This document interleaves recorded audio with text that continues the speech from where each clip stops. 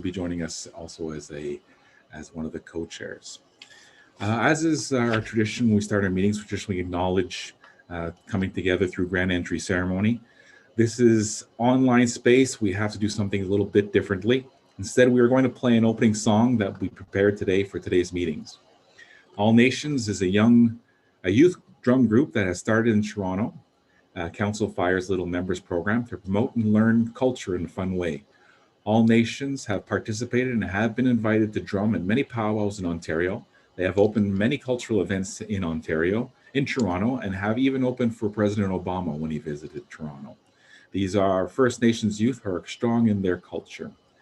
While we can't have a traditional grand opening in this online space, we ask that while we play this opening song from All Nations Drums, that you reflect on all the nations here in Ontario and beyond. Our grand entry is a symbol of our coming together, and All Nations recorded this song to bring us together in unity today in a good way. So with that, All Nations Drum.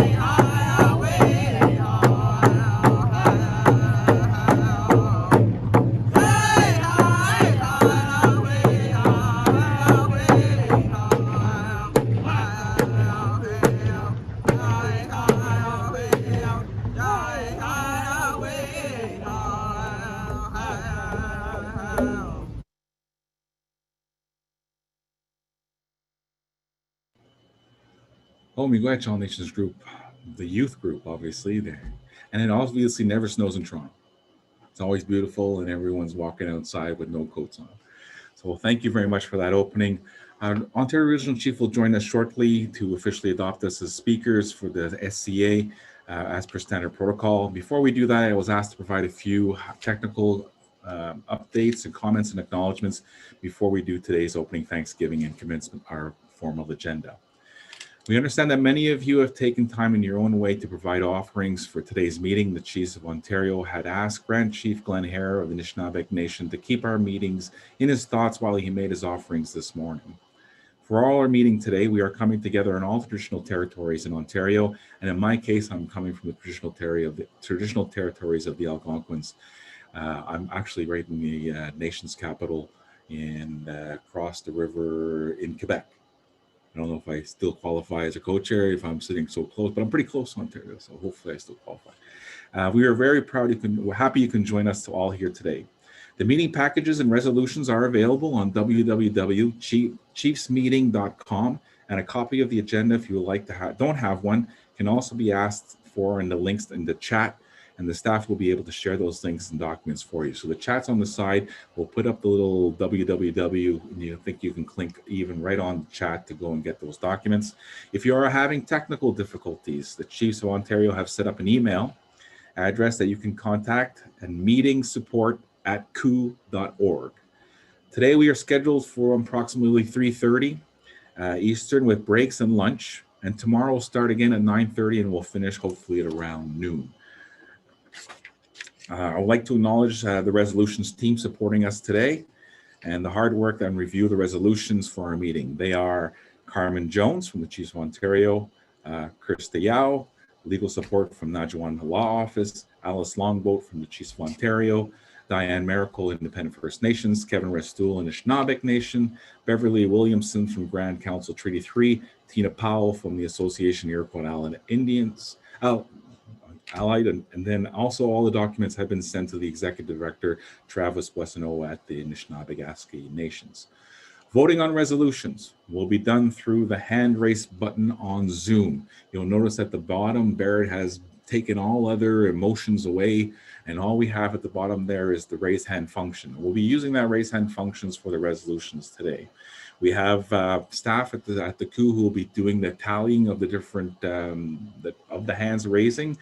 Kathleen Padulo, Melvin Thompson, and Ruby Miller are standing by to assist us with the voting. The staff at the Chiefs of Ontario, through the guidance of the Leadership Council, have worked hard to bring us together in a good way for this meeting. We do ask that you have patience for today's process, the staff and each other. This is all new to all of us. We would like to welcome our elders, chiefs, proxies, technicians, PTO staff, OFNYPC, coup staff, guests, and observers online watching in today's live stream. Don't be nervous. I know it's live streaming to millions and millions of people across the planet, but you're comfy in your homes, so everything should be fine. Chiefs, you can advise our members back home that they can watch here live today at www.chiefsmeeting.com or by going to the Chiefs of Ontario YouTube page. With that, I would like to turn over to Ontario Regional Chief Roseanne Archibald to start our Thanksgiving. Good morning, Regional Chief.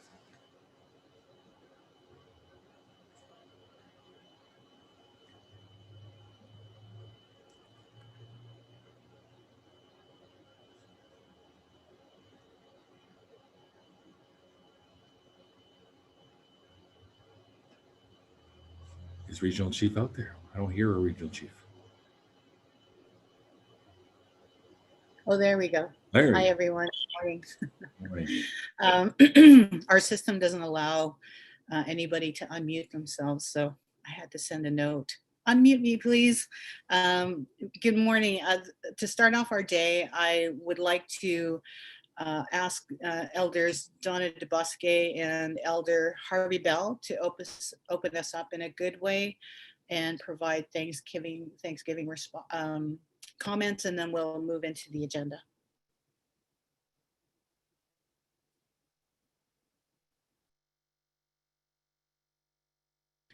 They might also have problems unmuting to whoever's controlling the mute button.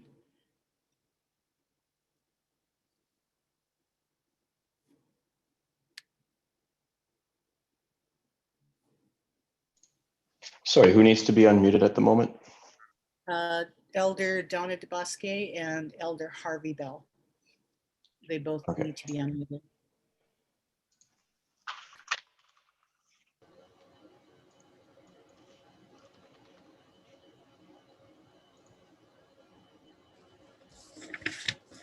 They should be unmuted now.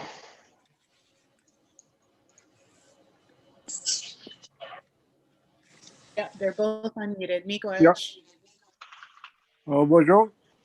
Go. This is Harvey Bell.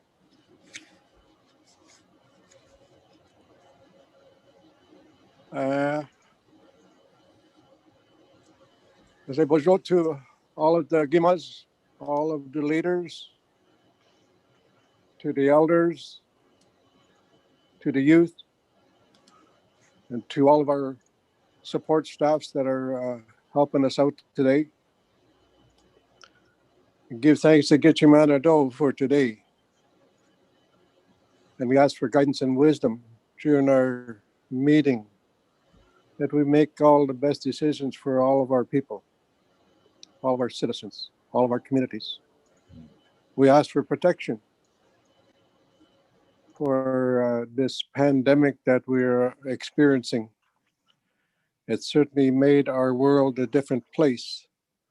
And our only ways of communication is through this. I'm using a cell phone. And and that's how we're still able to communicate. So ask for protection again, once again, that during our 2-day and a half meeting, that people stay safe. If they have to travel, they keep them safe on airways and highways, and that we have a productive meeting. Aha, chimigwech. Miigwech. Posho, pevdi kwedan genindigo, nishnabe kwendao, gegondo demawe. Shindaginim nidom nising binjabawi kwem kung binjaji. Kavuni genishin kadi avanchi kubnigoan.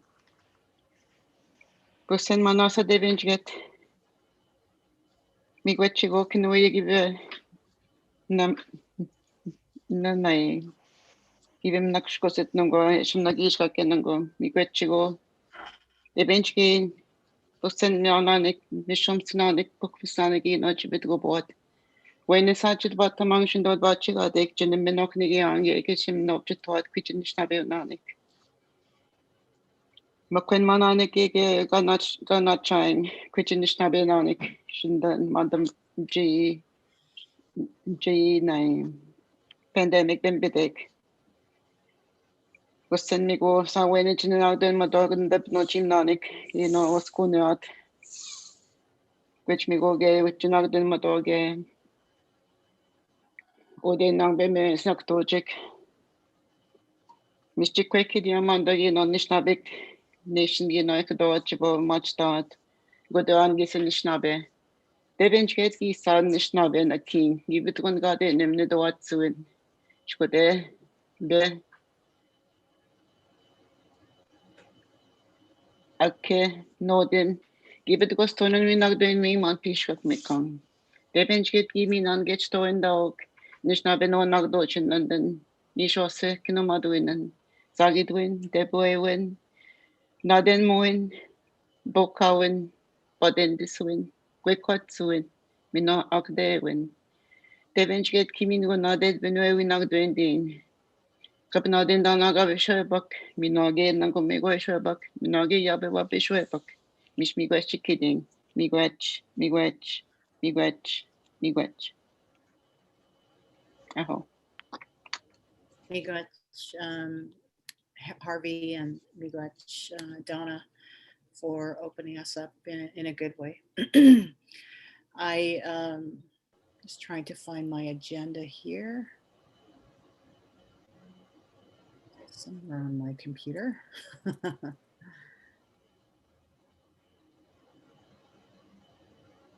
Sorry, technical problems all around. Oh, there it is. Okay. So, Chimiwech, elders Donna and Harvey for opening us up in a good way. I do want to acknowledge as well that Grand Council Chief Hare has done all of our opening prayers since the beginning of the pandemic for all of our meetings, and so I want to acknowledge him and know that he is still holding space for us, and will be offering that tobacco for us all during this difficult time, um, and guiding us through the pandemic. What Sheikh Misle, Okmakanik, Okmakana Shishik, Kiskoiwak Nista Oshkanigawak, Roseanne Archibald Nitishnakas, Dagotagmos Nakatakawachian. Good morning, everyone. First, I would like to acknowledge the Creator, the world around us, and our place within it. I'm coming to you from my own home territory of Dakotagama Nation, and I acknowledge you, chiefs, grand chiefs, leaders, and delegates, and your traditional territories and nations where you reside.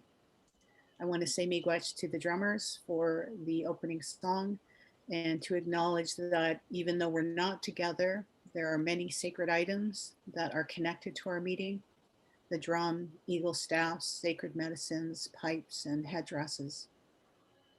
I wish to extend my greetings to the elders, women, and youth who are also in attendance. This is our second online meeting, and due to the global pandemic, we're just not able to meet in person. And this pandemic has been an evolving challenge for all of us, especially now that we are in a second wave. First Nations, despite this, continue to do tremendous work in protecting their communities. Our collective goal is, of course, to have 0 new and 0 active cases in First Nation communities. And with respect to the movement of the virus within First Nations, we have had successes in general, as our communities have experienced lower numbers than the rest of the province. And when it has arrived, leadership and their staff have done a great job in stomping it out and returning back to 0 active cases. My political office and the Chiefs of Ontario Secretariat continue to provide information and ensure that First Nations have the resources that they need to make informed decisions on how to keep their community safe. Let's strive to build healthier, prosperous, and vibrant communities for our families and for future generations to enjoy as we move out of the pandemic. Before we get into the rest of the agenda, the following is a brief of the co-chairs. I know that Matthew mentioned who are the co-chairs, but I want to let you know who they are. Matthew Corshane is the president of Hunter Corshane Group and has been the lead consultant and technician for the company's projects since they were established in 1998. He is a member of Sakeeng First Nation in Manitoba and works in both French and English. Teresa Okama Hall is employed with Anishinaabe Legal Services Corporation as a Gladue writer, and previously Teresa was the chief of Attawapiskat First Nation for 2 terms, and she was also the first female to hold that position. Once again, and Rinconis, some of you remember him from one of our live meetings, and he is a very active youth. And I just want to say that he'll bring great energy with us today. So once again, everybody, miigwech, welcome to the February Special Chiefs Assembly. And I look forward to all the discussions that will take place. I'm going to turn it over to Barrett because he's going to go through some technical issues around voting, because we are going to have a resolution to adopt the speakers, but Barrett's going to lead you through on how to vote. So I'll turn it over to you, Barrett. West Regional Chief. First off, welcome everyone. I want to acknowledge that we did have a few technical difficulties this morning. I know a lot of you were able to join the room just fine, but it seems about 1/3 of the group had some technical issues. I think we've got them mostly sorted out, but I do want to acknowledge that this is the first time that we've used the Zoom registration system, and so on our end we have a little control in terms of sharing the link. You all get a unique link, and for some reason we've had to resend that link to a number of people this morning. So I just wanted to acknowledge that, and we'll work through that. We are trying a few new things with this meeting, but it is very close to the meeting that we had in August. So I'm expecting that we might have a few technical difficulties this morning, but we seem to be working through them just fine and getting things sorted out. I am going to walk through the resolutions voting process in a moment, but I just wanted to highlight a few things and take care of a few housekeeping items. Registration, I think about 20 or 30 of you registered this morning. So in the back end, one of the reasons that I'm a little bit busy this morning and I'm unable to respond to some of the emails or texts that you guys are sending me is we are trying to get everyone that did register this morning into the room. So in future meetings, it's really helpful to our staff if you do register in advance. And additionally, you all probably saw the message when you joined our waiting room this morning to make sure that when you join these more official type meetings that you're joining the room with your full legal name so that our registration team can process you and get you in the room started, or get you in the room and we can get started. Today's meeting is being hosted entirely by Chiefs of Ontario. Some of you may recall last time we had some support by AV Canada, and this time we're doing everything in-house. So again, we might have a few technical challenges, but overall things seem to be flowing well now that we seem to be up and running. In terms of our chairs, you might recall last time we only utilized one chair. We're back to our standard practice of using the full suite of chairs, including our youth chair. And also our agenda has been pushed out a little bit longer. And I think last time we went to about 4 hours. So today we're scheduled to go to about five or 6 hours. I do note that looks like we are scheduled to go till about noon tomorrow. However, based on the number of resolutions we have, we're expecting that we might go a little bit longer, but we'll update you on that as we go. I do want to share something with you and just make sure everyone knows how to see the documents that we're using for today's meeting. So I'm just going to do a quick share screen here. This will only take me about a minute to walk you through this. Everyone should be able to see my web browser. As you can see at the top, I went to chiefsmeeting.com and just hit enter there. That brings me to the new website that Chiefs of Ontario has started. It's called chiefsmeeting.com, and this is like our assembly center. Every time we're having any major meetings, you can come here and get some information. As you can see, we have information about the environment sector's water engagement sessions coming up in March. There's information about the health forum there. And we've even started populating information about the AOCC in June.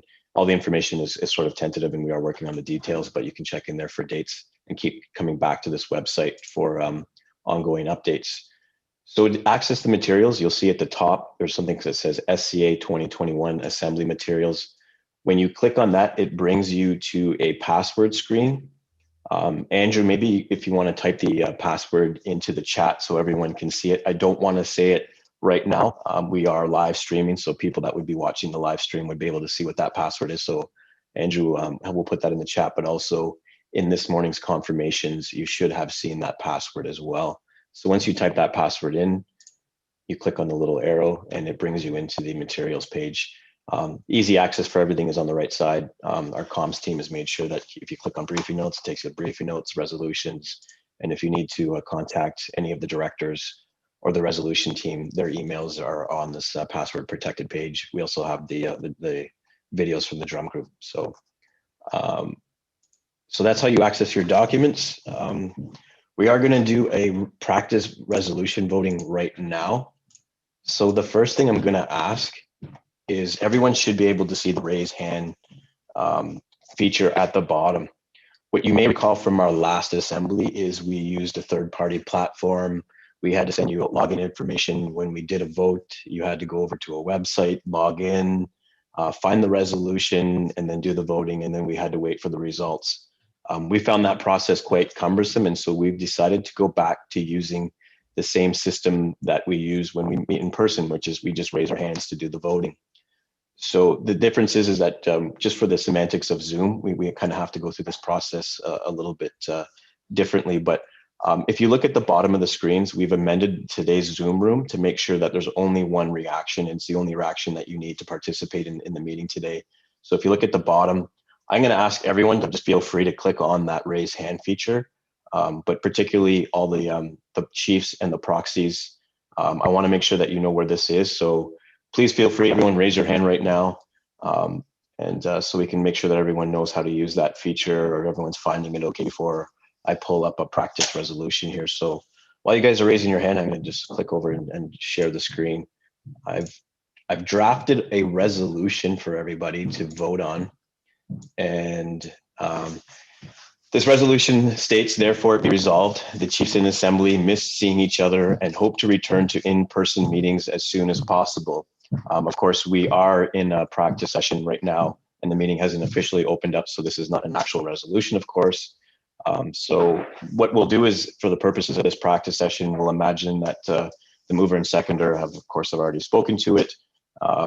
We've had a discussion and questions have been called, and we are now moving in the voting portion of the meeting. So what I'm going to do is I'm going to lower everybody's hands. We are now going to start the vote in a moment. So what I'm going to do is, again, just clarify that only chiefs and proxies can vote during this time. So I'm going to ask if you are voting in favor of this resolution to now raise your hand. And we do have 3 directors on standby that will be doing the official counts on the for the resolution. So at this point in time, we'll just give a minute for everyone to get their votes logged in. Again, if you are in support of this resolution, please raise your hand.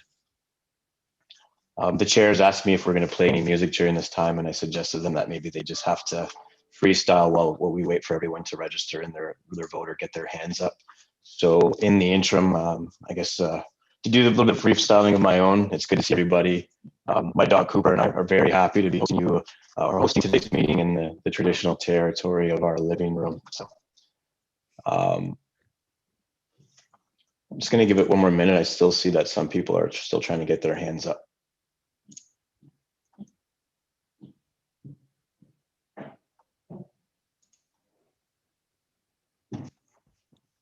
So I'm going to close this off in about 10 seconds. It looks like the majority of you have voted, or at least we have enough of quorum has voted in terms to accept this resolution. Our accounting team is just having discussions. We have Ruby Miller, Kathleen Padullo, and Melvin Thompson, who are our directors here at Chiefs of Ontario, that are doing the official counts. For those of you who are on the phone, just to clarify, you press *9 to put your vote in. Again, it's *9 to raise your hand if you are on the phone.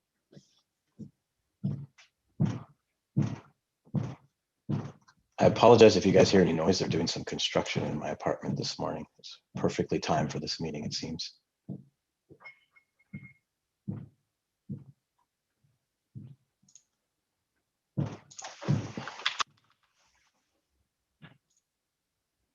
So Kathleen, I've asked you to unmute. Can you just confirm that we have that quorum has passed this resolution?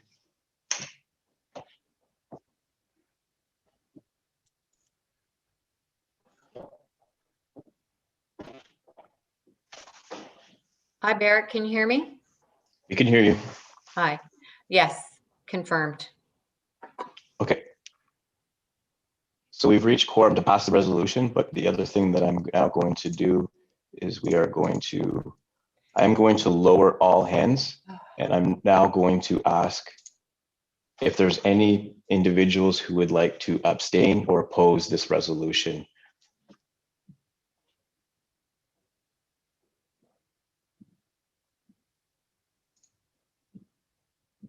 So again, if you are opposing or abstaining to this resolution, please raise your hand now. Hold on, I don't think everyone's hand went down the last time.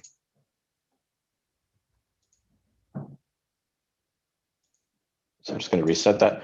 Again, I'm going to ask one more time. If you are abstaining or opposed to this resolution, please raise your hand now.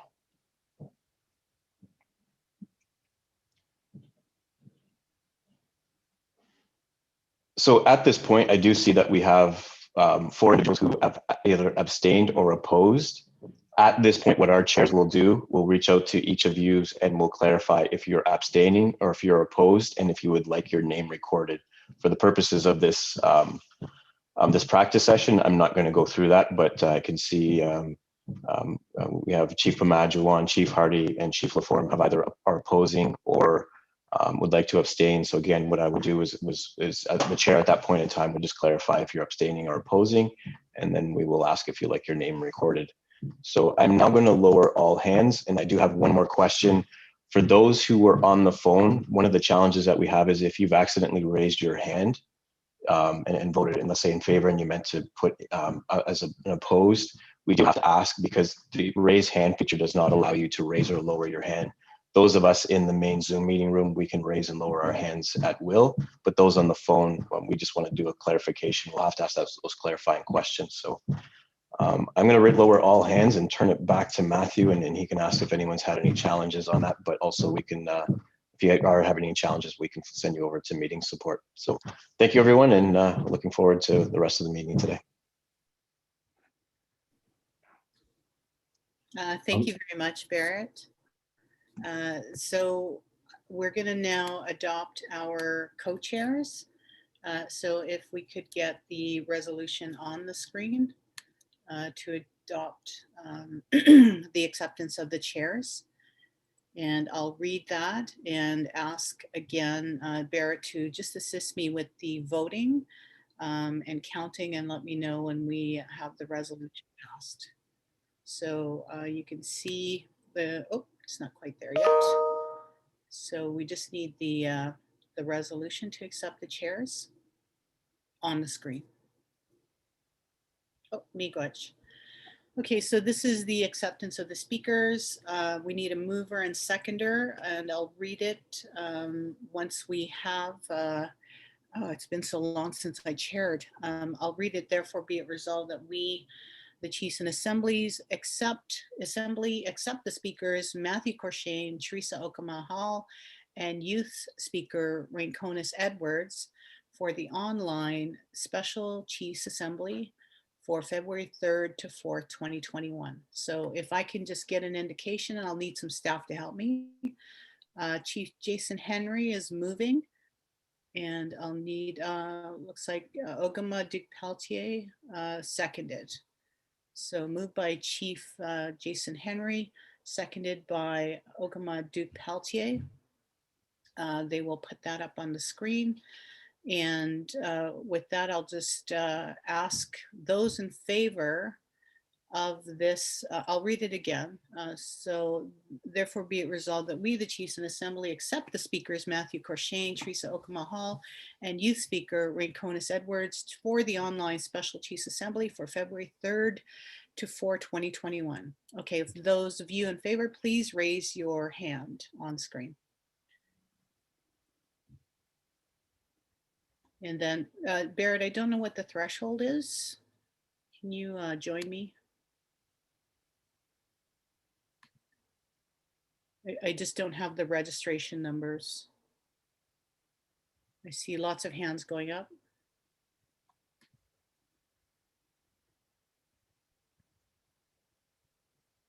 Okay, so what is our, what's our numbers, Barrett? 33 chiefs, okay.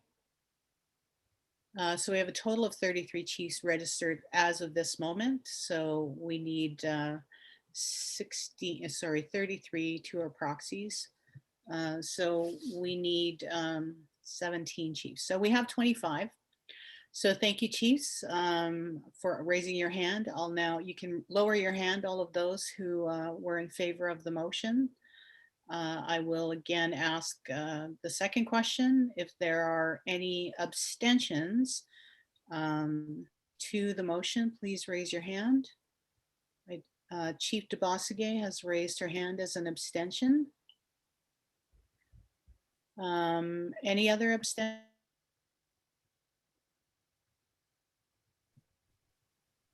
My mute button keeps going on and off. I'm not sure if everybody can hear me the whole time. It like will just suddenly show that I'm muted. Sorry, Chief DeBossige, was that an abstention or was that just a late vote? I don't see any I hands. might be counting too fast. Sorry, say again. I Okay, I'll believe she's just out of ask. the room now. Okay, so I think that might have been a late vote. Anybody opposed to this motion? Please raise your hand if you're opposed. Okay, I don't see anybody opposed, and Chief Bosage, I think could have been a late vote. So with that, Bilt and John raised their hand. That's not a voter though, so.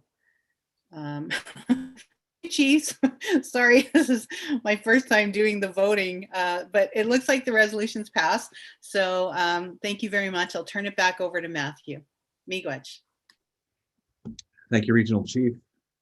I guess we have to give some time, some opportunity for make sure everyone has their hands up. It seems like there's a little bit of delay or in terms of what we see versus when your hands are up. So we'll go slowly as we do these acceptance or as we make decisions collectively here.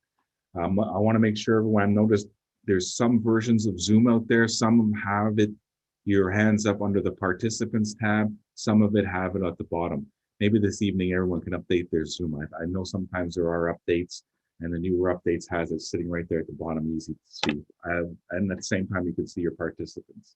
So with that, just a friendly reminder, everyone, so that today will be recorded. So we are recording this session.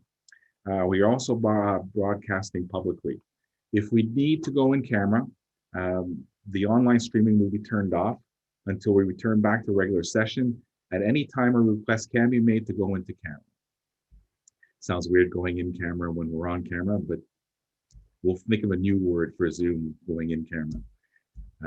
We ask that you not have private conversations in the chat area, as these are recorded and can be seen by everyone. Although it says sometimes when you go chat, you can individually private chat to each other. It's only private chat for the participants, but the recording does capture all the private chats. So just so if you're bad-mouthing the co-chairs, we'll probably see it later, but we won't see it right away. Just so that everyone knows that they are not really private chats. The chat in this room will be for official comments in the meeting and will be not part of the records of this meeting. Two staff are monitoring the chat, however, if you want to support or ask any questions informally. Already I've had some people chatting me or giving me a chat or a heads up, so you feel free to do so if you want something brought to the agenda. If you're having difficulties, you can send the co-chairs a quick chat or a quick message and we'll be sure to bring that to the floor. If you wish to speak today, we are asking to use the raise hand feature. You'll be on mute for the duration of the meeting unless the chairs call on you to speak after you have raised your hands. You do not have the ability to unmute yourself today. This is in replacing of the microphone. So recognizing the speaker at the microphone will go through the same process as co-chairs. So when you do raise your hand and we will call for you for your comments, I think Barrett and the host will then unmute you. For those joining by phone, as Barrett mentioned, *9 is your voting function. So *9 allows you to raise your hand. However, you're not allowed to, we can't seem to lower your hand. So *9 doesn't lower your hand. And *6 is also the unmute function, but I'm guessing that once you press the *6, you'll see a screen that your request has been sent to the host to allow you to unmute. And that will allow us to unmute your function. I do see that Chief Miracle has his hands up. Chief Miracle. You're on mute, Chief. You're still muted. I just want to make sure, wait till you're unmuted and I'll let you know once you're unmuted. Chief, there you go. Sorry, I just forgot to take my hand down. Sorry. Oh, okay. Another lesson of Zoom. We forget to unmute and we forget to put our hands down. So thank you, Chief. I'm looking where I've at. I should probably page number my agenda already. I'm noticing some technical difficulties. I don't know what page I'm on. The use of the muting function is to avoid disruptions. Obviously, sometimes we have background noises, and sometimes it'll all get feedback. So that's one of the hazards of Zoom is when you have the background noise, it feeds back into someone's microphone, and we get some feedback. We do have scheduled breaks in the morning and the afternoon. And we'll now, what I want to do now is review the agenda. Also, one of our functions as co-chair, I was looking at the procedures really to get us through the agenda and also to make sure that all the resolutions that have been provided, that we get through all of those. So we do have built-in time a little bit to make sure that we do get through all the conversations we want to get through. And I want to make sure that we get to all the resolutions that have been submitted. So our functions as co-chairs to make sure that we achieve those two goals. Like I'd like to do right now is review the agenda and open the floor for any comments on the agenda, any thoughts, and perhaps any modifications before I bring it to the floor for acceptance. So if we can put up the agenda for everyone to view, please.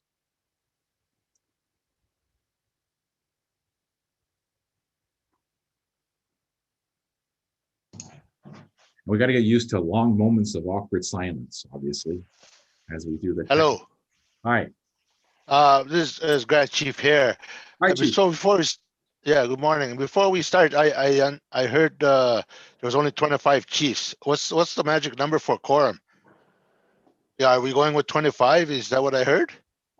I believe quorum is determined by the number participating on day one, and then it changes on day two. But I'll look to Barrett to clarify that. As I understand it, is 25 is our quorum threshold. That is not how many chiefs we have. That would have probably put us, for it to be 25, we were probably about 50 chiefs when that number was sent to us. So I've asked the registration team to send me an updated number. I'm just looking at the rules of procedure in terms of Quorum is 50% plus one of the registrations in the morning. And that sounds about right. We would have had about 50 chiefs when we started. So again, I'm just waiting for the registration team to confirm their number. Grand Chief, does that answer your question? Thank you. So the quorum is determined by the participation this morning. So of the total, 50 plus one of the numbers that are registered this morning. With that, I'll go through a quick overview of our agenda today and open the floor for any conversation or discussions or suggested amendments. You'll notice we are at number 2, adoption of agenda. We'll go through the rules of procedure. We'll adopt the rules of procedure. We'll have some welcome comments from the National Regional Chief. We'll go into a in-camera session around the notice of assertion. We do have an update from the Chief Operating Officer, the youth, presentation from First Nations Financial Management Board during the lunch.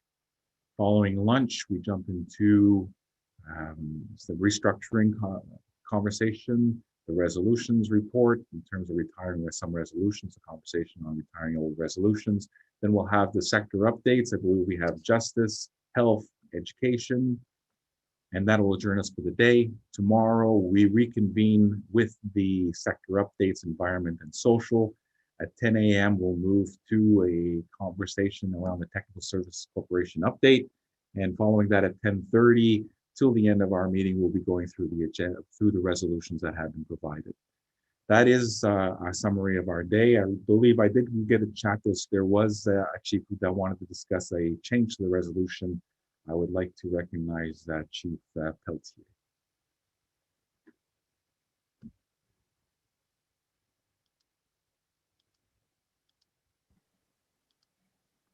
Oh, good morning, Chair. Good morning. And good morning, elders, chiefs. I'm looking for an opportunity to, within the Assembly, to speak to economic development and looking for support from the Chiefs of Ontario to push forward with supporting Indigenous businesses, and looking for an opportunity at some time during the Assembly. It's in relation to the pandemic, and perhaps my suggestion is around the report on the vaccine rollout, and perhaps even health, because there is no opportunity within the agenda here, or there's no opportunity for discussion on economic development within the agenda. So that's what I'm requesting. Miigwech. Thank you, Chief. Chief Merrill. I want to know if we can have an update on what the Chiefs of Ontario can expect to receive from the federal fall economic statement. I understand there's $1.8 billion for water, since Ontario has the highest number of boil water advisories yet.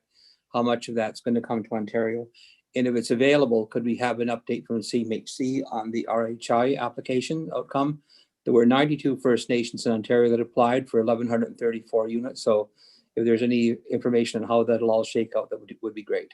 Thank you. Thank you, Chief. We do have two items we want to discuss. One will perhaps was a recommendation that we look at economic development under the health, perhaps under that sector update. And I'm wondering if there's an environmental update that we might want to include the conversation that Chief Miracle was suggesting. So I'm looking to our technicians in terms of those two topics. One being economic development, as Chief Pelletier was saying, it's not on our agenda per se. It might fall under one of the sector updates. So I'm looking for some guidance from chiefs or from the technicians. Any thoughts? It's Barrett here. We're aware that Ogama Pelche was going to put forward a resolution related to that agenda topic item around economic development. And if he's okay with that, we were going to suggest that when that resolution is tabled, that as the mover, we would allocate some time for him to adequately clarify the intent of that resolution. So if he's okay with that, that would be a recommendation. In terms of the water question, we can ask maybe the environment sector to provide that update around the fall economic funds and the water. And the CMHC, perhaps we can figure out a spot after the sector updates tomorrow to get that one in there. Chief Pelletier, does that work? We can also open the conversation to the entire floor around economic development once that resolution comes to the floor. I'll look for Chief Pelletier if that's okay. Yeah, that's fine. I just think it's important that there is support from Chiefs of Ontario to support their Indigenous businesses first. I think it's important for all of us to unify that way. And I can, if provided the opportunity, I can provide them some information on how we can do that. And I think it's important to establish perhaps a database also of what businesses are out there that could be supported by each of our First Nations. Miigwech. Thank you, Chief. So what we'll do is we'll make a little amendment in terms of our resolutions. We'll make sure that there is actually a conversation. So we have an open, broader conversation around the resolutions, as opposed to just speaking on the whereas clauses and asking for a vote. So we'll open up that conversation a little bit at the point we have that resolution. Chief Miracle, are the suggested changes work for you? Yeah, give it. The staff can give it their best shot. The information may be available, maybe it's not. But if they could look into it, I'd like to have them reach out to see if we can get some information on that. Perfect. Thank you very much. Another perhaps strategy also, if there are specific information that you're looking for or specific agenda items as we're going through the agenda, I realize we're not going to be able to cover everything. But if we can use the chat function, you can also send us little questions or clarifications or even updates perhaps on different areas that you're seeking information. And we'll be sure to follow up directly with you or throughout the meeting. Only because I'm realizing that there are so many topics out there that's pressing in the community, and we want to make sure that we're also responding to all your information requests out there. So using the chat function is one way, and we also have that email address available to you. If you have any questions, you can send them directly to us, and we'll make sure to respond. With that, I'll put to the floor. We have a couple of changes to the agenda. We have amended the agenda in terms of having a couple of other items included. Are there any other topics that the chief would like to include, or changes, or other items for the agenda? I'll look for the raise hand function if anyone else has any additions.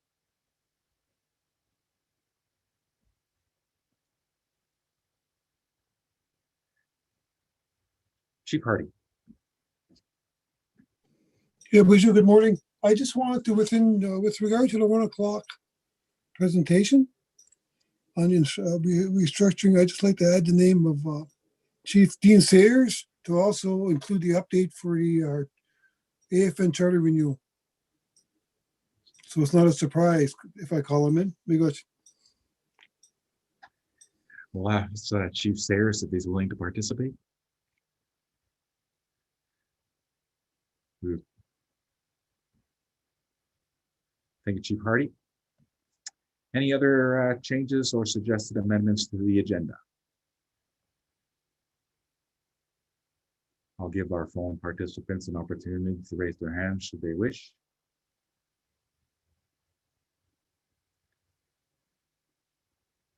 We'll have to get used to these awkward moments of silence as we wait for people to make sure everyone has a chance to say. Chief Hardy.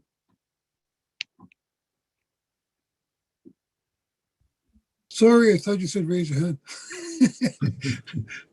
Okay, well, Can you see my little hand? go ahead, Chief. Let's see. It was up for a second, then it went back down. Oh, yeah, Chief Pamajuan. I'm just wondering, I know there has been a few comments put out regarding the Governor General's position over there, and I was just wondering, is it something that we should be discussing and maybe thinking about, or is that something that is way off in left field? I'm just wondering, about that, because I think it's important. Anyway, just a suggestion. I don't know what the feelings are. So, right. Thanks. Okay. Looking for some guidance. I'm trying to think. Maybe it could be.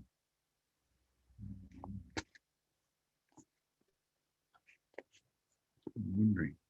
I guess we could ask everyone if anyone has been asked if they want to be Governor General. I wouldn't want that job.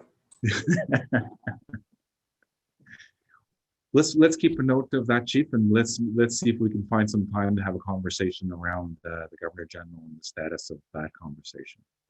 I'm sure no one wants to work for the old Governor General, but we'll see where the conversation is at. Thank you, Chief. Any other areas of that the Chief would like to discuss?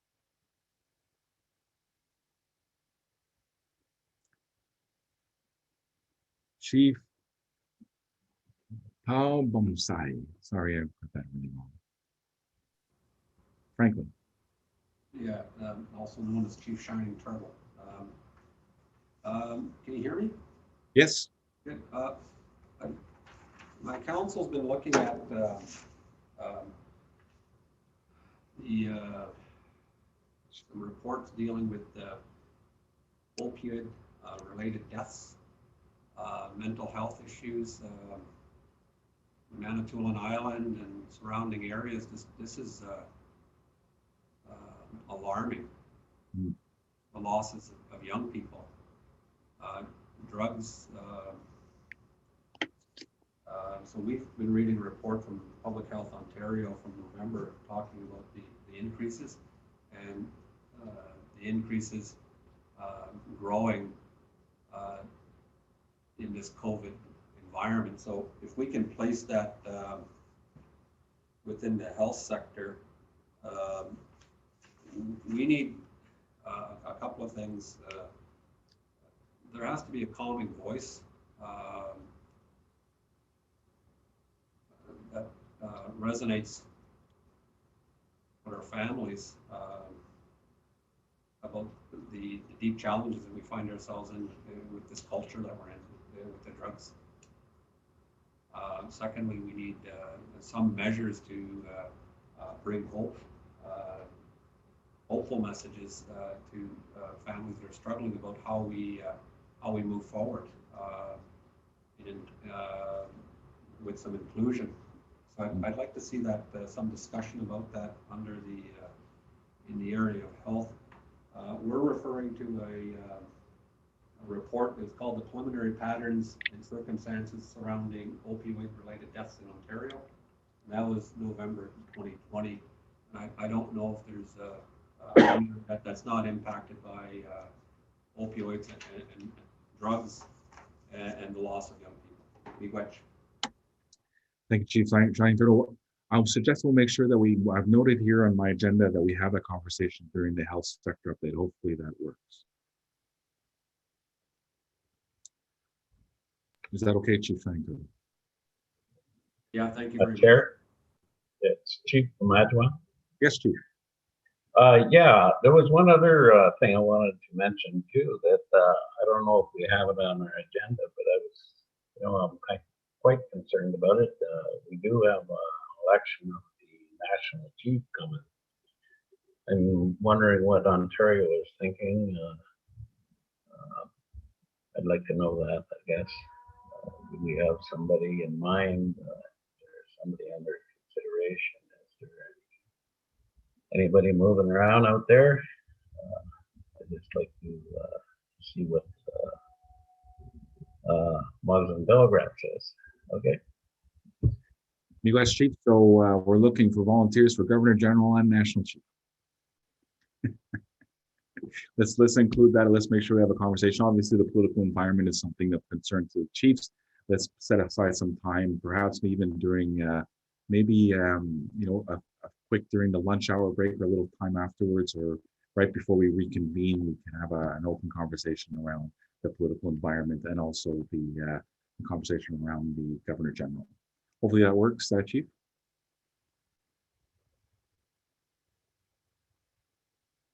Chief Hamilton.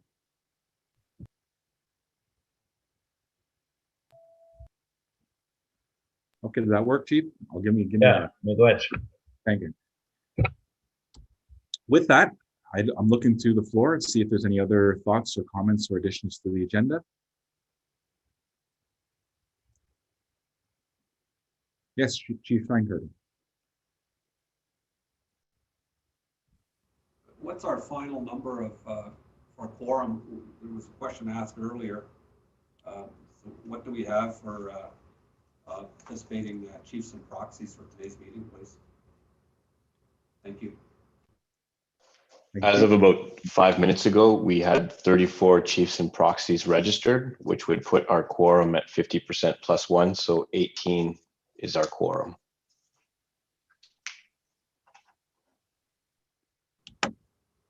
We have 34 chiefs or proxies for the meeting. Correct.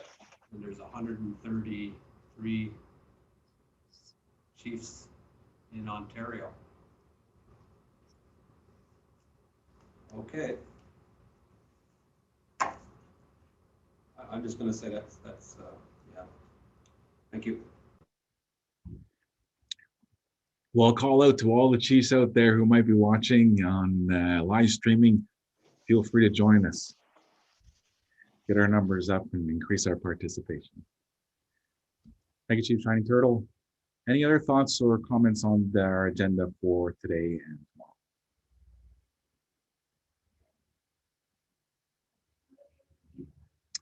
Seeing none, we do have I'm going to put the resolution for accepting the agenda.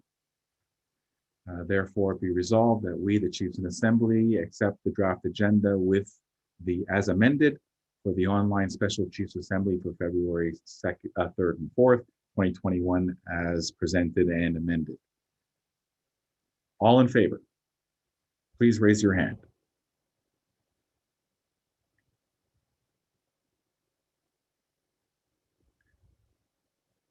And if we can keep them up, please.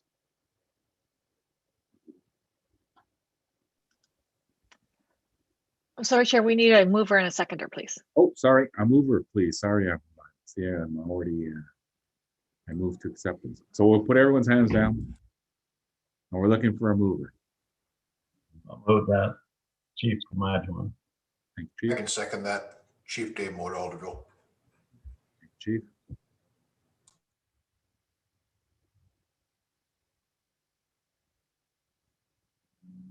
I'll look for a scribe to write in our seconder. I don't think our scribe got the seconder. Who was second? Sorry, Chief. Chief Mowat, Dave Mowat. Alderville First Nation. Thank you, Chief. Miigwech.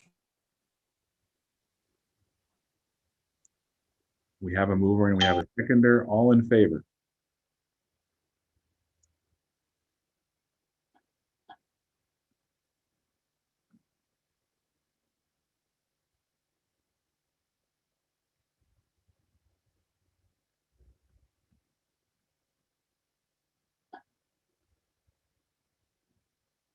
I'll look for a thumbs up from our counters that we're all good.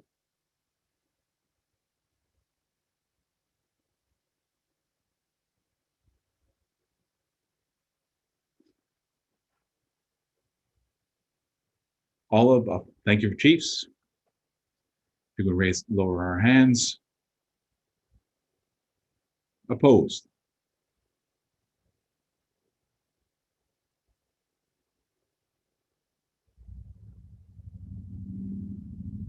Chief Pamajuan, you have your hand up to oppose the resolution. You're moving.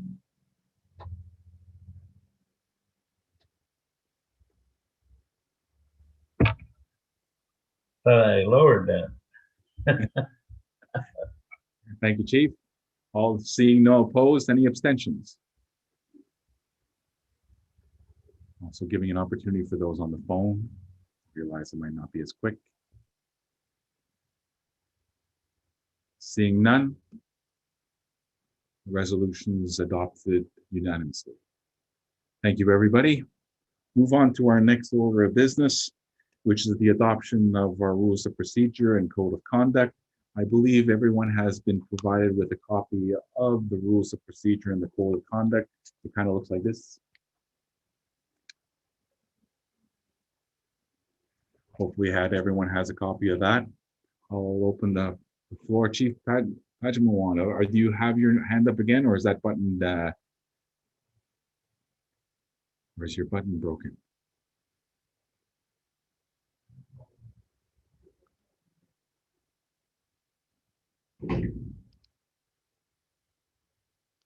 So everyone has a copy. I'll open the floor for discussion on the code of conduct. Chief Pamajwan.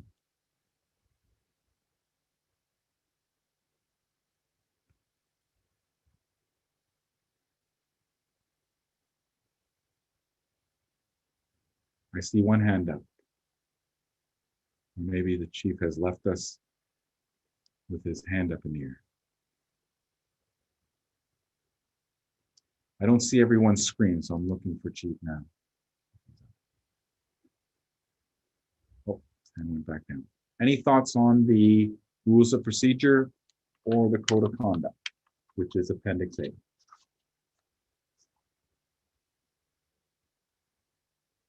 I see none. We can get the resolution for the acceptance of your adoption of the rules of procedure, please.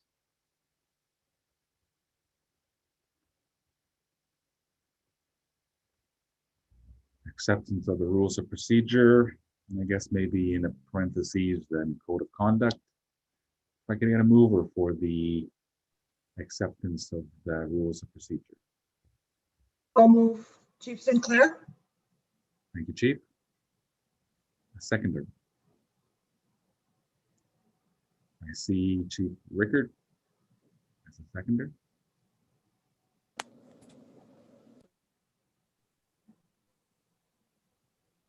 Any thoughts or conversation on the floor for any conversation on the resolution?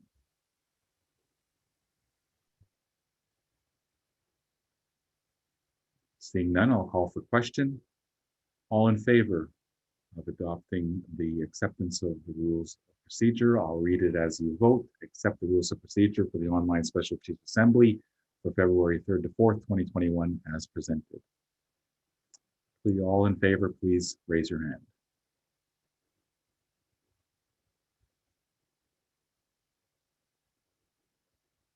Please keep them up. Make sure we have everyone, our counters. Now I'm just going to ask our counters if you can use the chat function to give me a heads up when you're okay with the count, and then I'll ask if we can move the hands down. We'll move to the next part of our votes. So if you just give me a good to go on the chat function, then I'll move to the next question.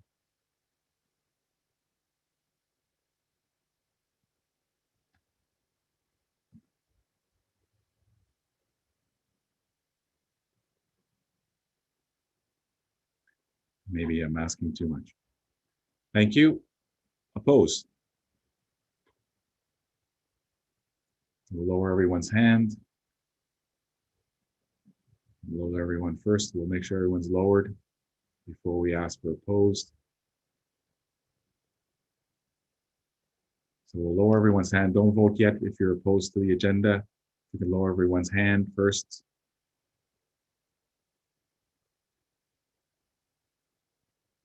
I still see some hands up, so I want to make sure everyone's hands down before I ask for anyone who's opposed to the adoption of the rules of procedure.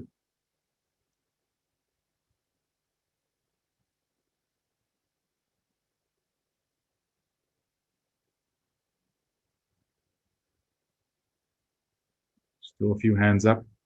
We can lower our hands, those who are in favor, lower it down, lower your hands, please. Thank you. Any opposed, please raise your hands.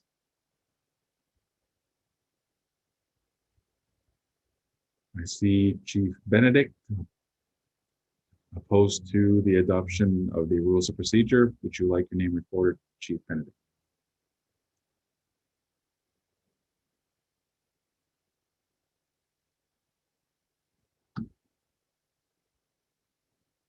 Any abstentions? Sorry, Chief Benedict, if you can lower your hand now. Abstentions?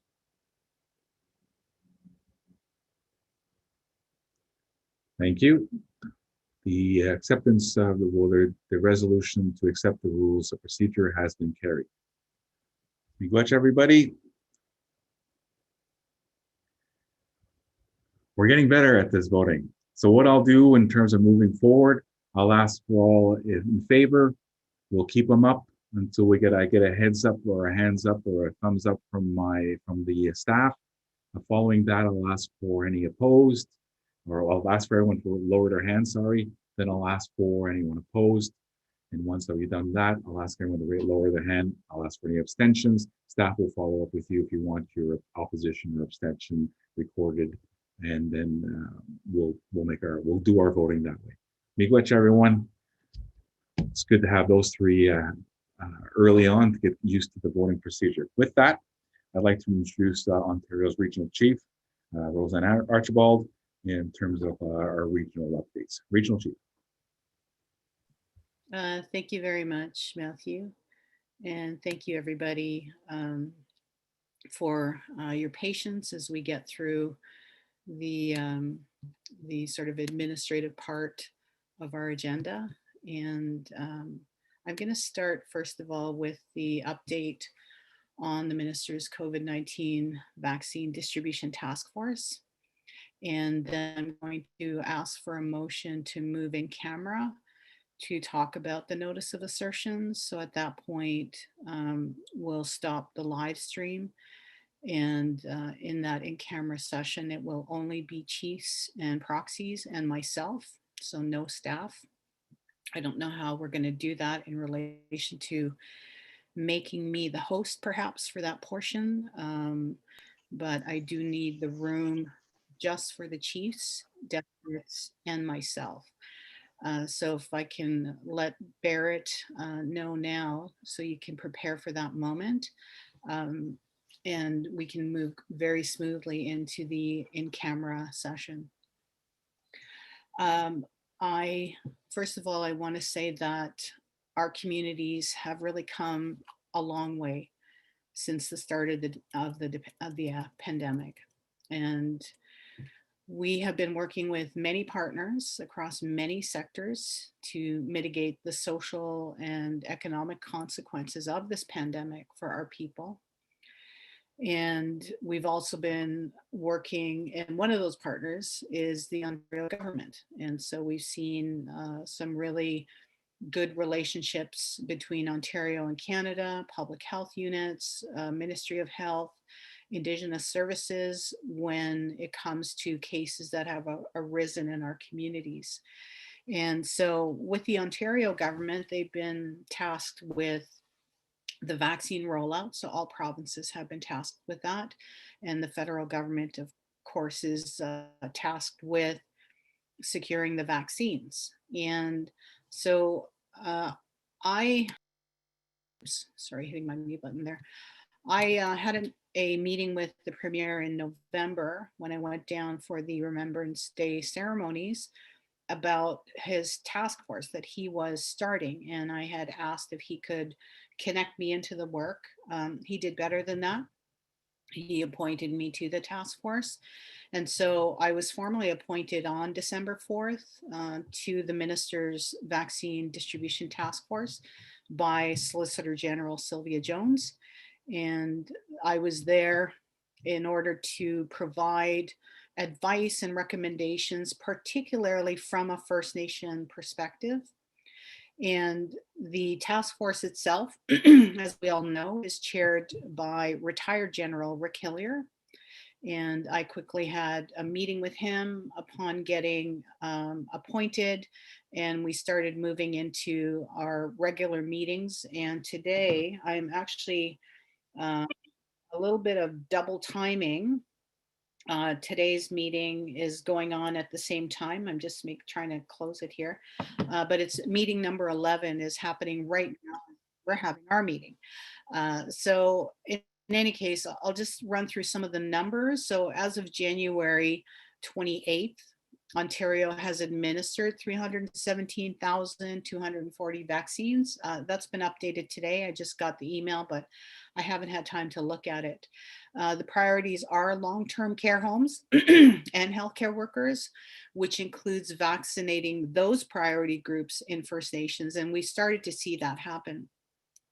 So as we moved through the process at the task force, we ensured that First Nations are the third priority behind long-term care homes and healthcare workers. And as I've mentioned a number of times, there are about 1.2 million people ahead of us on that list, but we have still managed to secure vaccines for elders, long-term care homes, and this week and next week, there's going to be a rollout into communities for elders congregate settings. So for example, you might have an elders complex in your community that isn't necessarily an elders long-term care home. And so those elders in those congregate settings are going to be vaccinated in the next week or two, as I understand. I'll get more details on that probably this week. And so what we did see in the last few weeks is that elders and healthcare workers in the actual long-term care homes in Ontario were vaccinated. And those communities who do have the long-term care homes are Akwesasne, Six Nations, Oneida, Wequemcong, Moose Cree, Sioux Lookout. They have the James A. I'll get the name later, but they have a long-term care center there where 44 elders were vaccinated, and of course in Attawapsket as well. And as some of you have probably seen, starting on February 1st, Orange started working and moving forward with what they call— Yeah, but oops, sorry. They started working on Operation Remote Community and Operation Remote Immunity. And so this week you'll see that they're going to be in Niskandaga.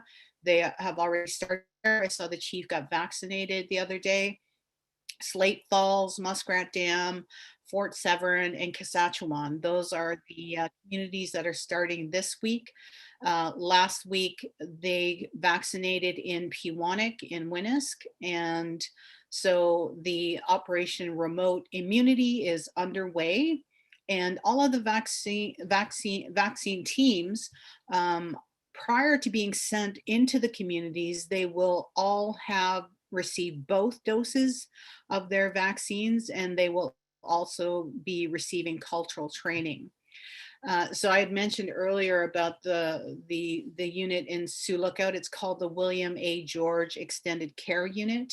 And that was the site of the very first vaccinations in Northwestern Ontario. So when we think about the task force, how are we getting information from First Nations fed into there? And that is being done through two subgroups. We have a First Nation specific subgroup and an urban Indigenous subgroup. And both of those groups were established by Minister Rickford to address each of those unique needs and priorities of how the vaccine will roll out in urban settings versus how it's going to roll out in First Nations. And so Sean Batiste, Deputy Minister Sean Batiste, is really leading that effort in terms of coordinating meetings, getting information together. And so I attend those meetings regularly. And so they have developed what is known as a matrix to prioritize First Nations. And so that matrix looks at all different factors of what are the highest priority communities, and they've broken them down now into four tiers, they call it, A, B, C, and D. And so now they're going to start what's called the concept of operations, or CONOPS is the other word. And so when they do the CONOPS, that's when we are going to see how they're going to actually roll out the vaccines in those tiers. Some of it might just be overlap, some of it might be concurrent. There's a lot of figuring out to do, but I do want to provide you with a little more detailed update. And so I want to turn it over to Colleen Siri, who is the Director of Policy for COVID-19 initiatives, and have her give you some of the more specifics that she's on top of the whole COVID situation in my office as the director.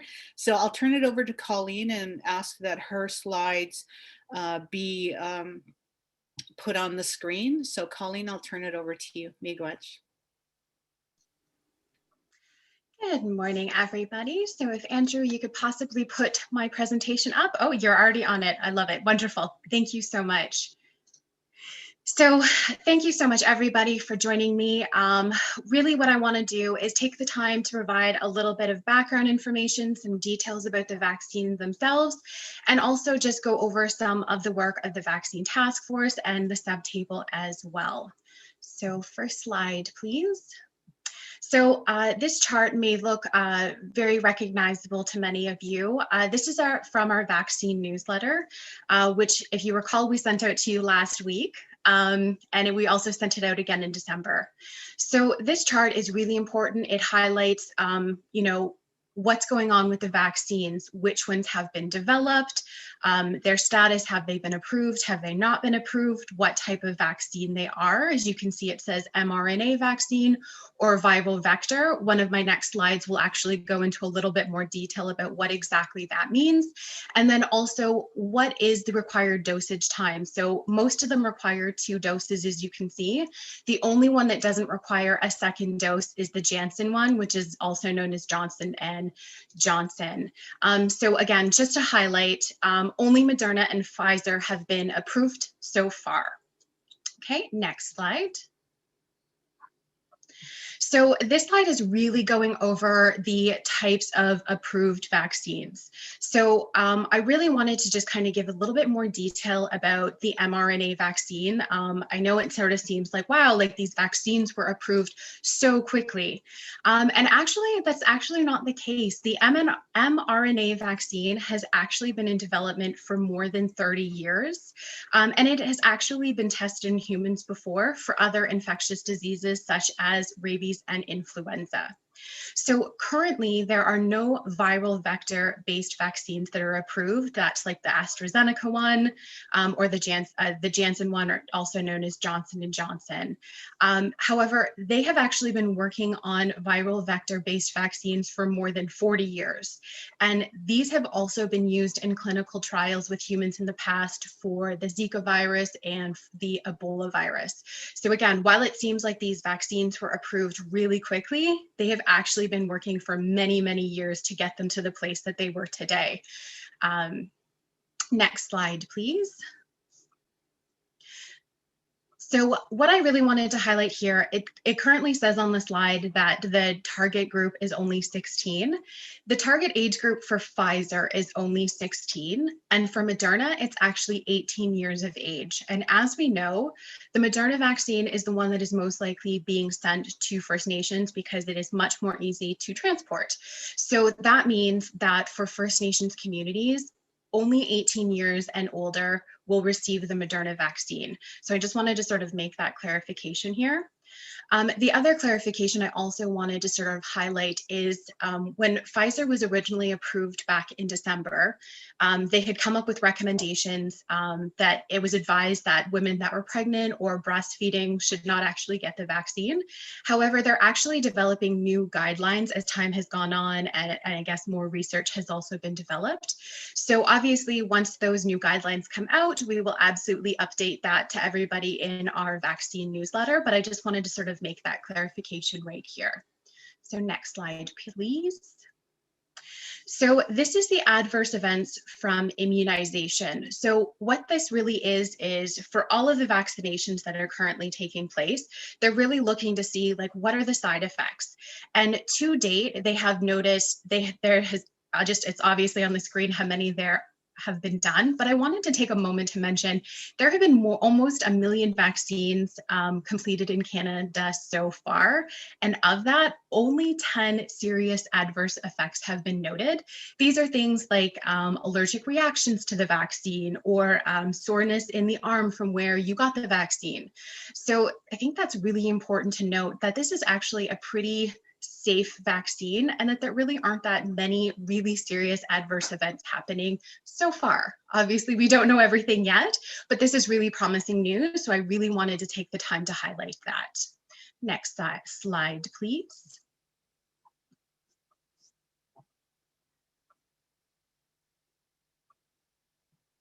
Next slide. I don't know if you heard me. Oh, sorry. Yeah, it did move. Sorry, it did move over. That was on me that time. Sorry about that.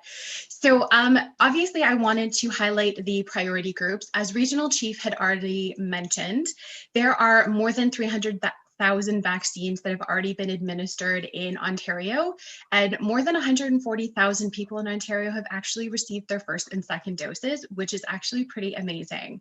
However, with the slowdown in shipment for Pfizer and Moderna, the Ontario government is really trying to prioritize the protection of our most vulnerable. So that's our seniors and long-term care homes, that's our retirement homes, and of course, our First Nations elders and our elder care homes. So the goal is to sort of have vaccinations completed by February 10th. And I also wanted to take a moment to mention that because of this shortage that's going on, the priority has to try and provide the maximum protection for our vulnerable. So what this really means is that the second doses, which are either 21 or 28 days, that will be the priority for those priority groups, such as long-term care homes and our elders. However, for the rest of the population, on January 10th, NACI, which is the National Advisory Committee on Immunization, they actually updated their recommendations that the second dose of vaccine can be delayed up to 42 days. So as a result of that, other groups in phase 1, such as healthcare workers, will actually have potentially up to a delayed second dose between 35 days, however, no more than 42 days. But that's really just, again, to try and protect everybody. And because of that shortage, just delay just a couple of days or just a couple of days, that additional time because of the vaccine changes. Next slide, please.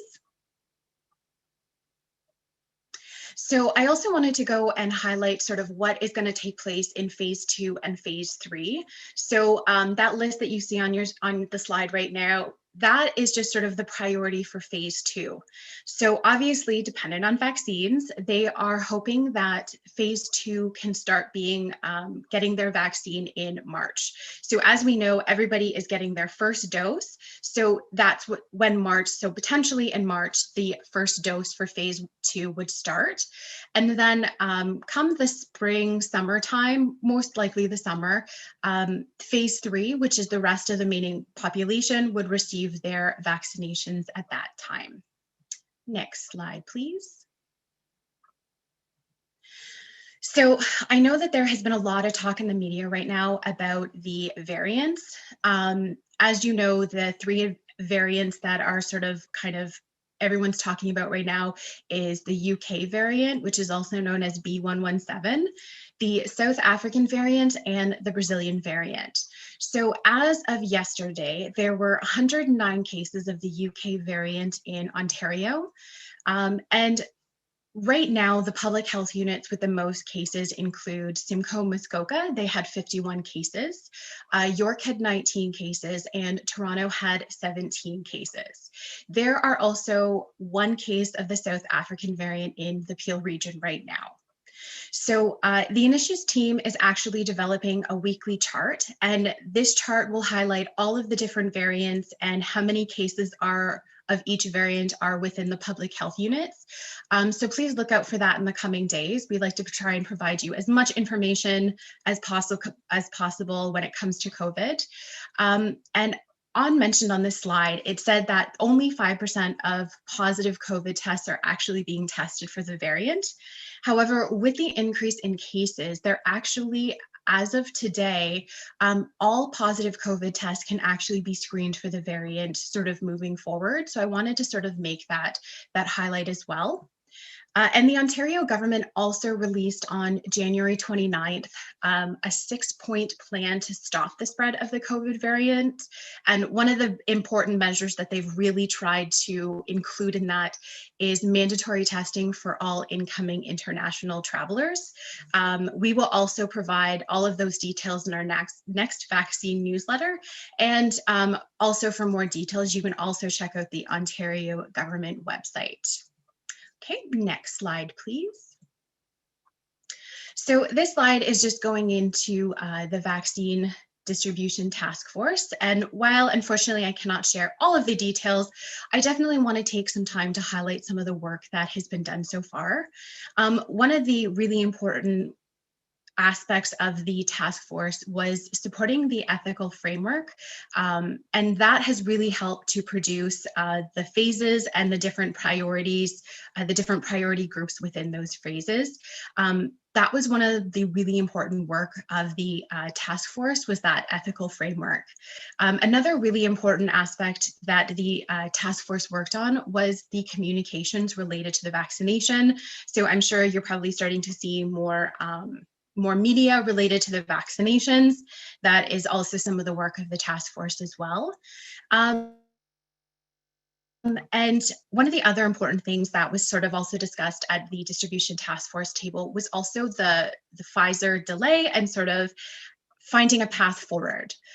So as Regional Chief mentioned, there have been 10 meetings to date and also one currently taking place right now. Next slide, please. So I also wanted to go into the work of the subtable. As Regional Chief has stated and will probably continue to state, she is sitting there, and a lot of the work and the recommendations from the First Nations subtable is being fed into the vaccine distribution task force as well.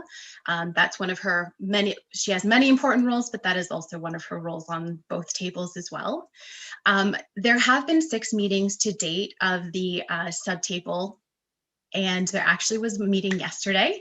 And I know Regional Chief kind of went into some of the details, so I don't want to go over too many of those details, but I also wanted to highlight that one of the discussions that took place yesterday was really discussing the updated communications plan, really trying to focus on having all of the materials related to vaccines translated into our First Nations languages. That is incredibly important.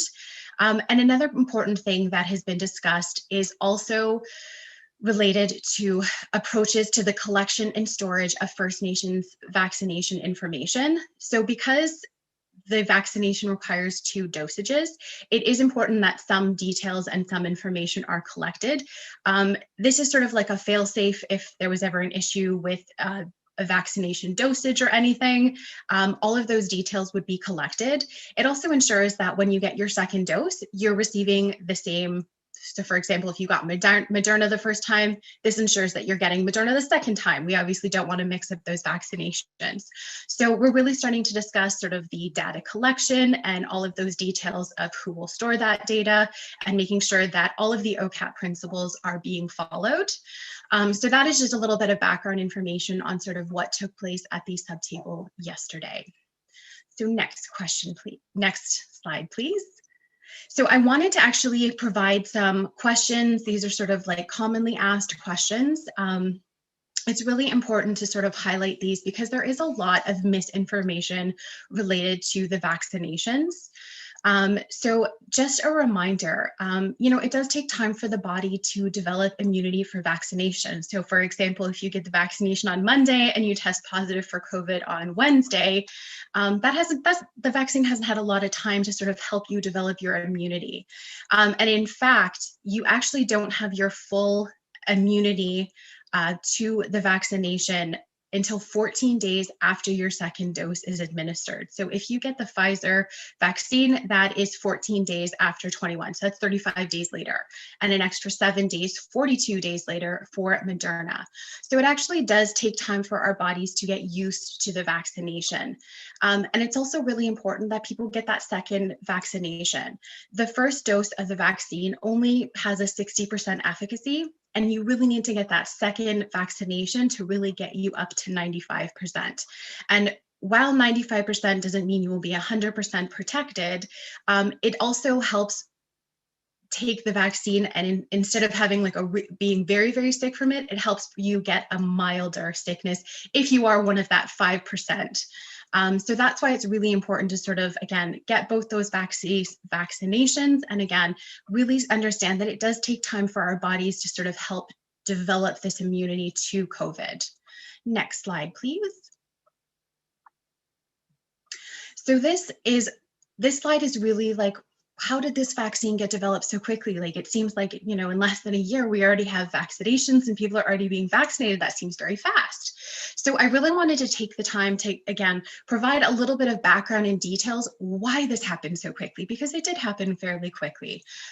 So one of the things that I really wanted to highlight, which I already mentioned before, is that some of this work has been going on for 30 or 40 years. And, in the background, we just didn't know about. It's also really important to note that usually research labs, they work in silos, they don't share their information.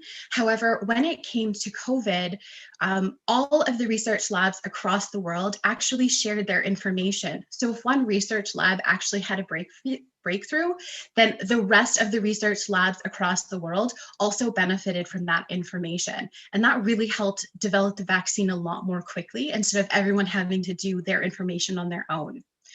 Another thing that's really important to note is that when it comes to vaccinations with federal regulators, usually what takes place is you do all of the work, then you sort of write up all your research, and then you present it to them.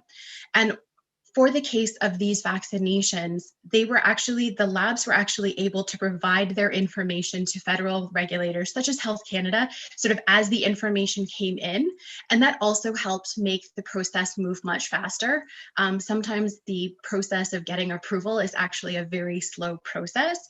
And that is sometimes why it takes a little bit longer for drugs to be approved.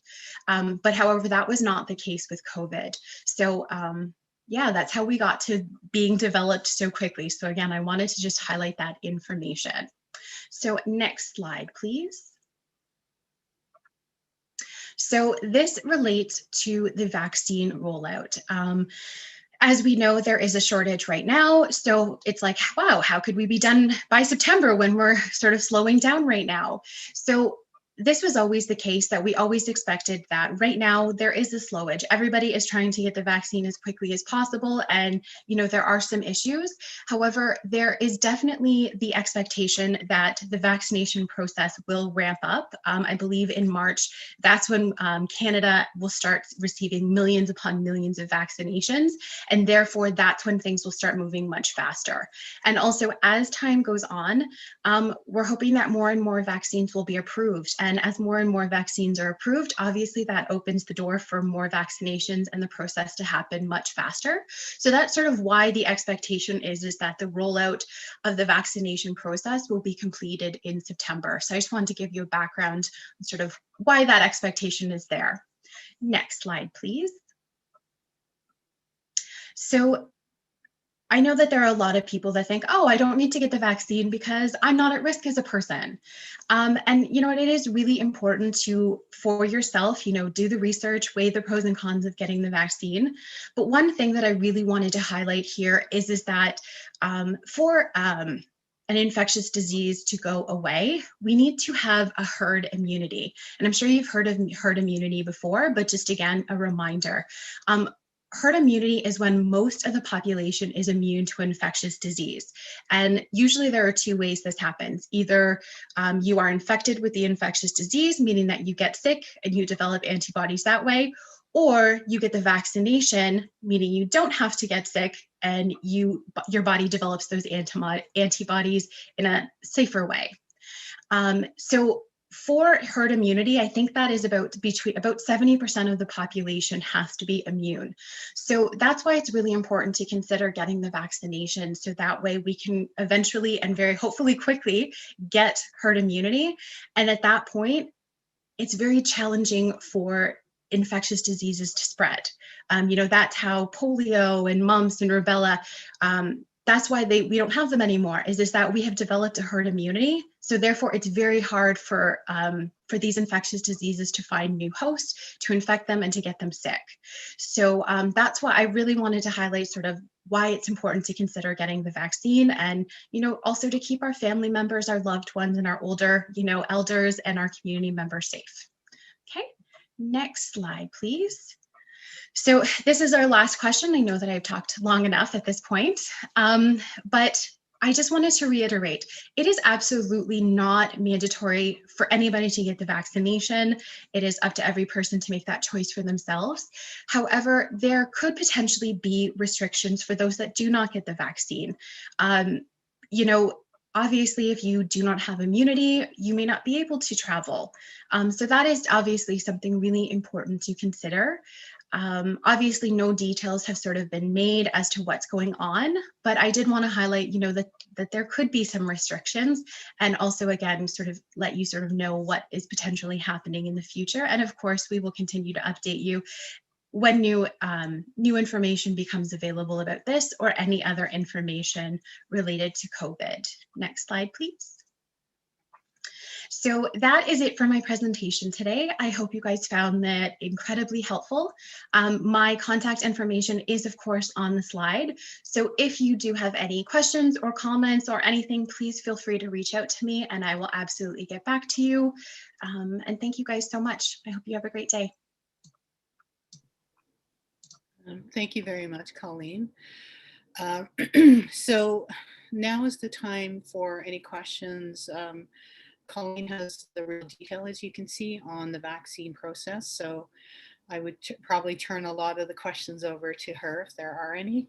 So Chair, I'll just turn it back to you to facilitate the Q&A. Thank you, Regional Chief. I see one hand went up. Chief Hardy. Bonjour, good morning. Thank you very much for your presentation. Regional Chief, I don't know if you're aware, but two things. One of the things is I have people working on my water system, my water treatment plant. They're coming into the community, and I'm not just the only First Nation that's being done. And they're doing a lot of work because they're actually averting a disaster. Our wastewater plant is in deficit. We've been crying about that for years. We finally got the money, then this thing happened, and then, and we're putting things in place. So, and I had asked on the subcommittee, the task force, if the people coming in, the people working with the water, most importantly, infrastructure, water, or water treatment plants and such, to be considered to be placed within that same group. But I guess my words were unheeded. Keeping in mind that our plants, water treatment plants, and the wastewater plants are of supreme importance to First Nations. We talk about health. But the other thing is, I don't know if you're aware, but the last year, the Solicitor General said that they're going to be testing our inmates, released inmates, our people. Well, what's happening is they're releasing them and they're positive, COVID positive, and we didn't even know that they were housing them. There's a shelter, and some people knew, but some people didn't tell everybody, and I don't know why. In the Prince Arthur Hotel in Thunder Bay, and so this gentleman had walked around, and there's other communities as well that was affected. So I'm not sure where we're really missing here, because I know that immunization, there's a priority list, right? And I know this is also to do with maybe the other topic of test as well, but we definitely need to have some correlation between that, because what's happening is those prisoners or inmates being released are getting into our communities, and they are being and they're creating crises because they're spreading. So there needs to be some thought process of how that can be, because the Solicitor General pretty well lied to us, because they said they will vaccinate them, or they will test them. Sorry, but I just want to put that on your radar, to your regional chief, because I did have a talk with the Deputy Minister Deborah Richardson to this regard, and then now she wants to do write a letter so we can do a pilot project. But my First Nation is not the only one who's affecting that, so I just want to take that under and regards. Thank you, Chief. Regional Chief or Colleen? Yeah, sorry. Yeah, Chief Hardy, we have discussed this, the troubling situation around prisoners released from jail. I do want to just separate them into two, though. One is the spread of the virus, which is ongoing, and the second is the vaccine priorities. So we do have to, and we do have that commitment, and we're going to follow up on that. And I believe that that work is actually started with Grand Chief Fiddler and Chief from Fort William, Chief Collins. I think other chiefs have to be sort of brought into that process in the region for sure. So the testing, the rapid testing, that has to be done for sure. I absolutely agree with you. On the vaccination priorities, it has been agreed across Ontario that elders will be first, that they are the priority, they are the most vulnerable. And so that's the recommendation from the First Nation subpeople, and that's actually how we're proceeding. And right now we're waiting to hear what number of vaccines it will get, and if we get enough vaccines, every First Nation who has elders in congregate settings, actually that's already started, but it's the elders over 55 that are going to start to get done and get vaccinated in this next round. So we're still, again, as Colleen said, waiting on the federal government to let us know what those doses are. But I really appreciate your comments, and I'll definitely follow up with you for sure. Just a quick follow-up. If not one, in stage 2, the water operators be considered, and the stage 2 rollout of the vaccine. Miigwech. Okay, miigwech. Thank you. Thank you, Regional Chief. Chief Moore.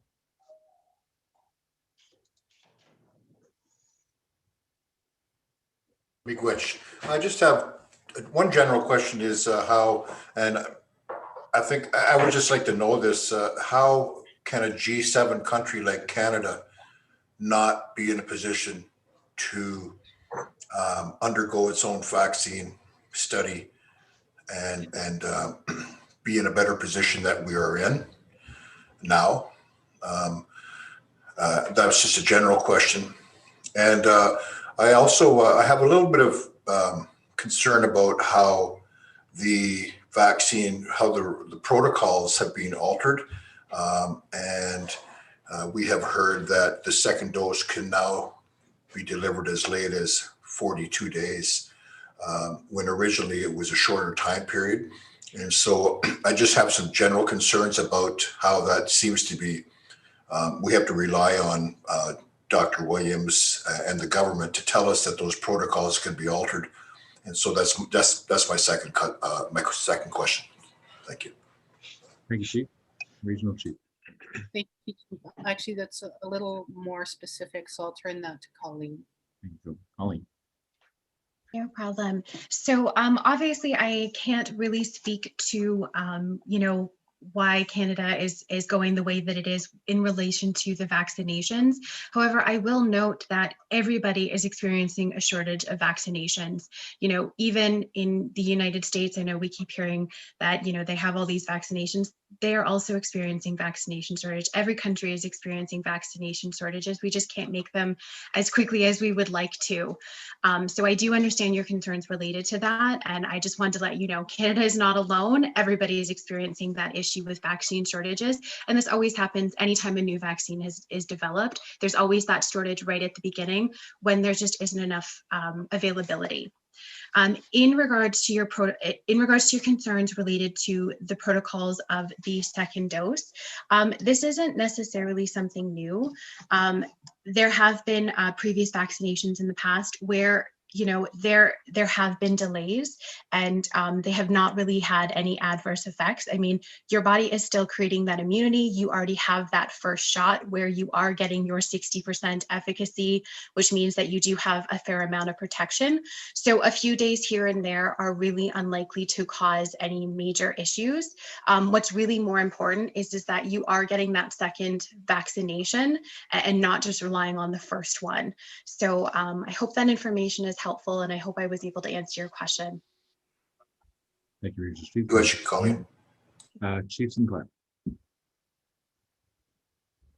Good morning, everyone. Just a quick question. Perhaps Colleen can answer this for me.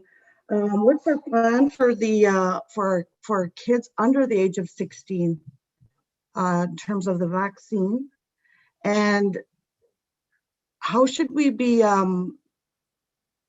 giving them a message, I guess, to our young? Miigwech.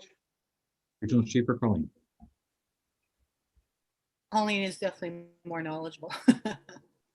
No problem. So I did want to note that when it came to the clinical trials for all of the vaccinations, they did look at the 18 and older because that is most of the population is that age. However, I wanted to note that they actually are currently doing clinical trials for 16 and under or 18 and under, depending.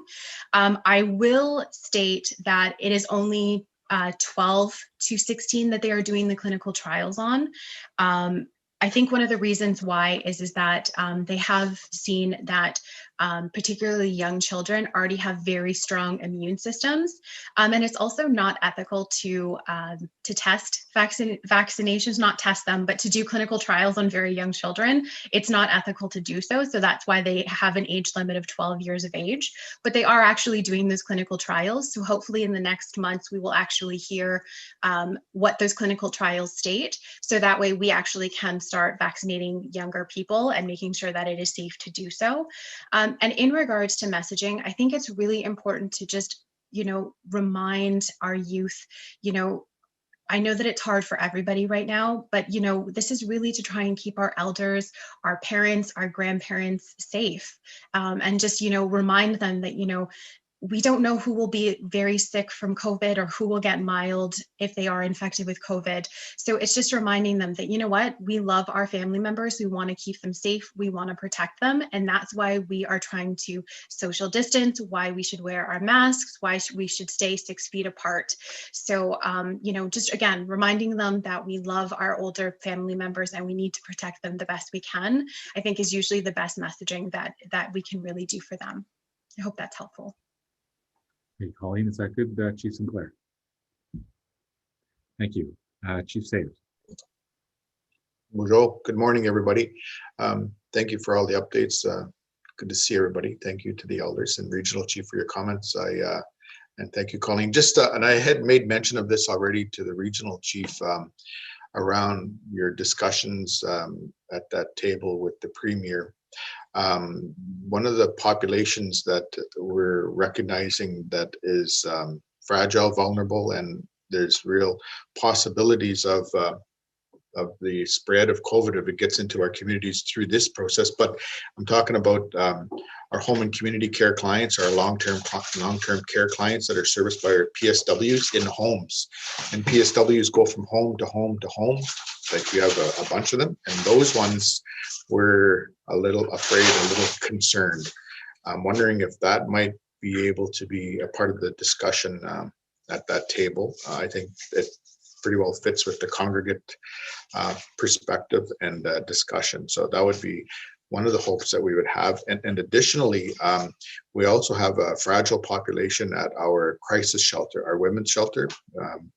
And they too, there's some transmission ability that happens there, and there's a lot of times in and out of there from into the community. So that would be another hopeful discussion item for your table with the Premier's table with the task force. Okay, thank you. Best Chief, Regional Chief for calling. Yeah, Chief Sayers. On the PSWs, so I just want to reiterate that the next doses administered will be to elders on reserve. And as I understand, off reserve, the Urban Indigenous Table is doing their rollout plan. And I believe that they have the same priority of doing elders off reserve as well. So I just want you to know that that's the #1 priority in the next few weeks. And I appreciate your input, and that definitely, I'm going to ask Colleen to make a note of that so that we talk about that at the next sub meeting on the issue of PSWs and on the issue of the next phase after elders, because you have brought forth the issue of the shelter. Chief Hardy has forth the issue of the people who work with water plants and so on. So we've got to definitely start to think about what's beyond vaccinating all of our elders across Ontario. So I appreciate that input, and we'll take it forth for sure. Miigwech. Regional Chief, Chief Perro. Yeah, good morning, everyone. I just want to be sure I heard this correctly. Regional Chief, you were saying in the next phase, the people being vaccinated will be elders in our community 55 years and older. I just want to make sure that I heard that right and that's correct, because on the presentation, it looked like there were going to be starting rollout for seniors, elders, starting at 80 and dropping in 5-year increments, coming down from 80. But you're saying it is in fact, and we can plan for this, 55 years and older. I just wanted clarification on that. Thank you, Chief. Regional Chief. Yes, the Ontario process of vaccinating elders has a higher threshold. So theirs is 80, 75, 60, 65. We have our own process through the sub-table that goes into the task force, and that recommendation is that it is 55 plus. And so all elders 55 plus will be vaccinated in communities starting, I think they're doing the congregate settings. So some of you might have received an email from Sean if you have an elders complex. They're absolutely next. And after that, it is all elders 55 plus on reserve. All right, that's great. That helps with our planning, and I'm thankful for the seniors congregate settings. We have one in our community, and I did receive something from Sean Batiste. So miigwech for that. Miigwech. That's Chief Miracle. The whole question, it was on the Evan Solomon show about the possibility of there being a shortage of syringes in Canada to administer the Pfizer vaccine, and Pfizer wanted some assurances that Canada does indeed have the quantity of syringes that are necessary to administer the vaccine. So is there any update on that? Obviously, it was important enough to find its way on the Evan Solomon show, so there must be something to it. I'll turn that over to Colleen, Chair.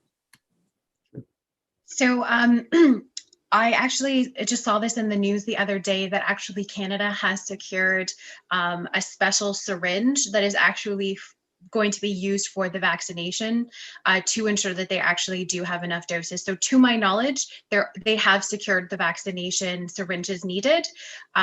Obviously, we do not have that confirmed through either task force or the sub-table yet, but we will definitely take that question back to ensure that is in fact the case, because obviously we can't always trust the media, but I did see that in the news. So I don't think we have any concerns at this point. Well, I think it's very important that we don't have a surprise when the vaccine gets here that we don't have the syringes to administer. I mean, that would be a pretty fouled up plan, but I think we need some certainty. Is that why Pfizer delayed sending the vaccine, because they didn't have the certainty about the syringes? No, so the reason that Pfizer sort of had the delay is that I believe their moving their operation to sort of like a bigger facility that can actually produce more vaccinations. I think that's the reason why they had that delay. And the task force is actually working to secure the syringes. That is the task of one of the members. I just have not, because we haven't had it. I missed the meeting today. We have not gotten the update. But again, I do believe that there are enough syringes for the vaccination. I keep wanting to say vaccination, not syringe. Thank you, Colleen. The Health Canada the Indigenous Services is supplying the First Nations health units with the syringes, or is that coming through public health, or how is that being doled out? The syringe part of it. I'm going to have to get back to you on the exact details, because my understanding is that there are different, like the federal government is trying to secure syringes and the Ontario government is trying to secure syringes. So I'm going to have to get all of the very specific details for you, and I will actually get back to you, Chief Miracle, on all of those details. Thank you so much. Thank you very much, Regional Chief and Colleen, for that update. Well, I'd like to move to our next agenda item, which I believe is an in-camera session around the relationship with the Government of Ontario. I believe Barrett has us set up, but just also before we go there, if there are any other questions or issues around the vaccine and the rollout of that vaccine, please include them in the chat or send them an email, and I'm sure Colleen will be following up with you to make sure you have all the answers to your questions out there. So the conversation doesn't end now, but I do want to move on to our next agenda item. I believe Barrett has us set up in terms of an in-camera session to have a conversation, and then I'm trying to think of a plan in terms of how we might come back from that session. It is 11:30. We are a little behind. I was thinking, I don't know if Regional Chief, if you will need a half an hour, should we go right to lunch with your in-camera session to let the rest of our participants know when we might be coming back to a plenary conversation? So I'm not sure what do you think your thoughts are, Regional Chief? You're muted. Yeah. Thank you, Matthew. I believe that this might take a full hour to have this discussion. And so we might push our lunch to either 12:30 or 1 o'clock, depending on when we wrap up. There are 4 items in the in-camera, and most of them will go relatively quickly, but there will be a couple that might take some time. Okay, so what we'll suggest then is that we'll go into in-camera probably till 12:30. We'll probably take the lunch hour break till 1 o'clock. I realize it's only a half hour, but I'm hoping that we can get back onto our agenda by 1 p.m. Our time, Eastern time. I realize there's some that might be a little later in terms of where they're situated across the province. But I'm hoping an hour in camera, back to our half-hour lunch, and back to our agenda at 1 p.m. to where Tracy will take over the chair to do our secretariat update. Does that make sense in terms of our agenda? It works. So Barrett, I think you have a setup for a breakout session for our. Please let me jump in, because I'm getting a lot of people that are either leaving the room or asking me what do they do. So maybe this is a good time for me to explain how things are going to work for the in-camera. We are going to be using the breakout rooms for the in-camera. So I've created it's called Gathering Room 2. When we are ready, I am going to force all of the chiefs, leadership council, regional chief staff, the proxies. I will also be putting 2 of the COO staff. It'll be Andrew and Cindy in there, and regional chief. They can help you out if we've accidentally put someone in the room that doesn't belong. I'm going to stay in the main room here. We're just going to kind of shut off everyone's microphones. We'll probably put up a message saying that we're on camera and lunch break. That way everyone can stay in the room. No one has to leave. But again, we'll put all the leadership into that breakout room. I can do that when we're ready. I'm going to automatically force you guys into that room. So as soon as you give me the thumbs up that we're ready to make the jump, I'll throw those individuals in the room. For those who do get left behind, I recognize that some of you are advisors to maybe perhaps leadership or your chiefs. I also know that we do have a few counselors in the room. Perhaps you can raise your hand once I have sent all the chiefs off and everyone else that we know has to go in that room. And I'll just veto those. I kind of recognize everyone and who should be in that room. So that's how we're going to handle things. Again, when I get the thumbs up, all regional chief, leadership council, all chiefs, all proxies, and relevant staff from the regional chief's office and from COO will go in there to help manage that room. So if everyone's okay with that, you can just let me know when we're good to jump, and I'll push everyone over into that room, or move you all over that room. I won't push you. So that means that the rest of us can stay. We don't have to log off. We don't have to go anywhere. We can turn off our camera and take a break while you do the in-camera session. And the plan is to reconvene collectively at 1 p.m. Does that sound like a plan?